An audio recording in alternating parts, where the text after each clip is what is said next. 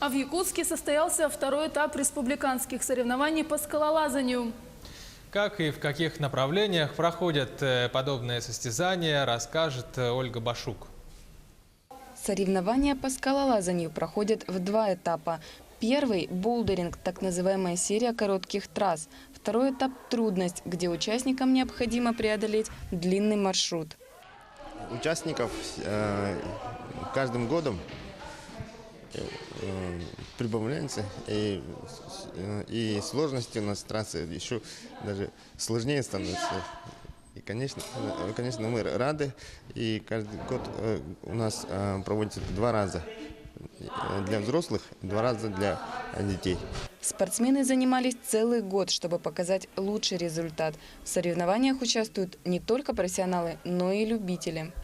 Здесь у нас присутствуют люди разных возрастов. Это такие школьники от 16 лет, есть мальчик, есть и люди уже взрослые, которые уже работают, 30-летние, те, которые просто занимаются в секции скалолазания в школе номер 2. В этом году порадовали именно молодые спортсмены. Цель начинающих скалолазов – выйти на региональный и российский уровень для дальнейшего участия в будущих соревнованиях на этапах Дальнего Востока и страны. Соревнования очень интересные, они взрослые, но так как я маленький, меня допустили, потому что я хорошо выступил на юношеских соревнованиях. И мне очень интересно, тут новые зацепы, новые трудности, которых я никогда не видел, учусь преодолевать. Участники соревнуются по этапу трудность. Несмотря на то, что трассы сложные, они очень интересные. Каждый зацеп имеет свой порядковый номер.